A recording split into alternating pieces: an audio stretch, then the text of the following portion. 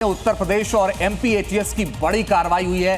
देश को दहलाने की आतंकी साजिश का भांडाफोड़ कर दिया है एटीएस ने। मध्य प्रदेश और उत्तर प्रदेश एटीएस का यह खुफिया ऑपरेशन था, संदिग्ध ऑपरेशन, जहां पर दो संदिग्ध आतंकी नईम और फराज गिरफ्तार किए गए। भोपाल से मोहम्मद फराज और सहारनपुर से नईम अब्दुल्ला गिरफ्तार किया गया। पाकिस्तानी हैंडलर और आईएसआई के संपर्क में थे ये दोनों ही।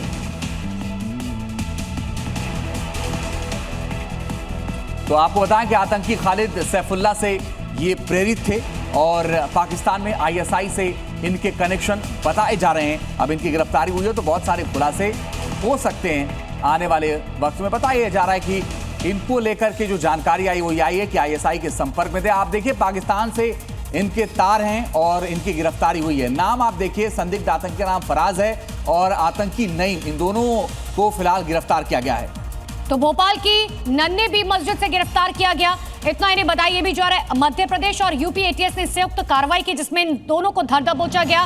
पाकिस्तान से भेजे गए कट्टरपंथी दस्तावेज जब्त किए गए इन दोनों के पास से। फराज को जिहाद के रास्ते पर लाने में अहम भूमिका है। आतंकी सैफुल्ला से प्रेरित होकर इन्होंने अपना नाम बदल लिया। पाकिस्तान में बैठे आईएसआई और हैंडलर से ये संपर्क में था। इतना ने पाकिस्तान हैंडलर्स और मुजाहिदों के लगातार ये संपर्क में थे। फराज का परिचय पाकिस्तानी आकाओं से करवाया गया था। विशेष ट्रेनिंग के लिए बकायदा मार्शल आर्ट भी सीखा गया था। 5 से 6 सालों से फराज लगातार संपर्क में था नईम के। अफगानिस्तान भागने की भी ये फिराक में था। नईम के पास से आपत्तिजनक सामग्री बरामद की गई है। मुजाहिदीन बनने के लिए पासपोर्ट ये बनवा चुका था। टारगेट किलिंग, दहशत फैलाने के एजेंडे में भूमिका थी और ये बड़ी जानकारी ये है कि अब इन्हें गिरफ्तार किया गया है।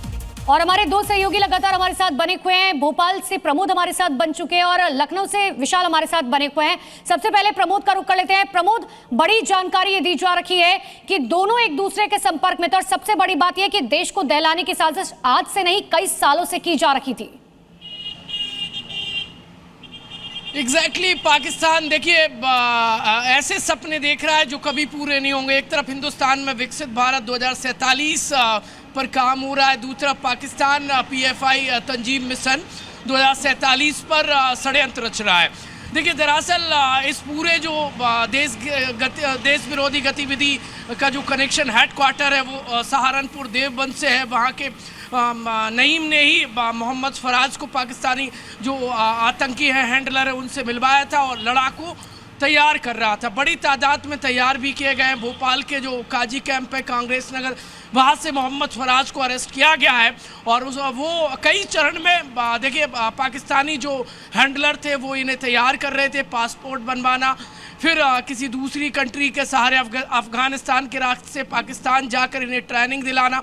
और सबसे बड़ी बात यह कि बड़ी तादाद में स्लीपर सेल इन्होंने तैयार भी कर लिए।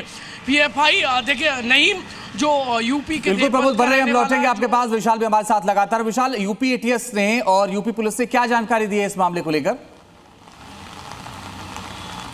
देखिए जो दो गिरफ्तारी हुई है उसमें नईम अब्दुल्ला की अगर हम बात करें तो नईम अब्दुल्ला और जो फराज है इनकी मुलाकात देवबंद के एक मदरसे में हुई थी। उसके बाद दोनों जो है लगातार जो है इस तरह के रिक्रूटमेंट कर रहे थे कि स्लीपर सेल्स को रिक्रूटमेंट किया जाए। उसके बाद अब इन लोग को स्पेशल ट्रेनिंग के लिए आतंकी कैंप भी जाना था, इस तरह की जानकारी सामने आई है। इसके साथ ही इलेक्ट्रॉनिक गैजेट्स कुछ हाथ में लगे हैं, इसके फ़ोन जब्त किए गए हैं, उनको फॉरेंसिक जाँच के लिए भेजा गया है। एक फ़ोन में बताया जा रहा है कि डिजिटल साक्ष्य भी मौजूद हैं। अब चूंकि लगातार आतंकी संगठन जिस तरह से अपना उनका काम करने का जो तरीका हो गया है वो यहीं के लोगों को रिक्रूट करते हैं, यहाँ पर पैसे का लालच देते हैं, किसी को हनी ट्रैप में फंसाते हैं। तो कुछ इसी तरह की स्थितियां बिल्कुल विशाल, और जब आप पूछताछ की जाएगी तब पता चलेगा कौन कौन से राज इन्होंने छिपा कर रखे थे। आप दोनों का बहुत बहुत शुक्रिया तमाम जानकारी के लिए।